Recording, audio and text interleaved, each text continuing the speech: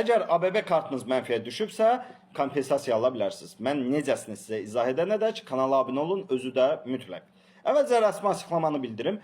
Mərkəz Bank dedi ki, baş verən nasazlıq hər hansı kiber təhlükəsizlik və ya dələduzluq halı deyil, tamamilə texniki məsələdir. Bəs yaxşı, dövlət bankı olan ABB niyə ağzına su alıb oturub? Bankın mətbuat katibi Yadigar Cəfərli ilə danışdım. Adam dedi ki, bu gün ərzində rəsmi açıqlama veriləcək. Yəni bank bu gün susqunluğunu pozacaq.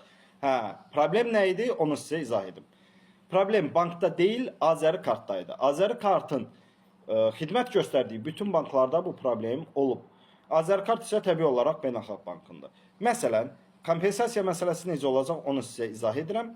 Siz kartınıza pul yükləmişsiniz və gedirdiniz kreditinizi ödəməyə. Həmin gündə kreditin son ödəmə tarihi idi və ödəyə bilmədiniz. Təbii olaraq kredit ödəyəcəyiniz bank da sizə faiz yazıb. Və ya həmin anda sizə pul lazım idi. O puldan istifadə edə bilmədiniz, zərərə düşdünüz və ya mənəvi zərəriniz var. Onda gedirsiniz bankdan, çıxarışınızı alırsınız, gedirsiniz məhkəməyə ərizə yazırsınız, o çıxarışında nüsxəsini o ərizəyə əlavə edirsiniz, məhkəməyə müraciət edirsiniz, amma Azəri kartı yox, bankı. Hüquqşünas Əkəm Həsənovla danışdım, o da məsələni təsdiqlədi. Deyir, əgər vətəndaşın maddi və ya mənəvi zərəri varsa, onda bankı məhkəməyə vermə hüququ var. Bank isə hüquqi şəxs olaraq təbii ki, Azəri kartı məsələyə cəlb edə bilər. Amma bütün hallarda siz öz bankınızı məhkəməyə verib maddi və ya mənəvi təzminatınızı ala bilərsiniz.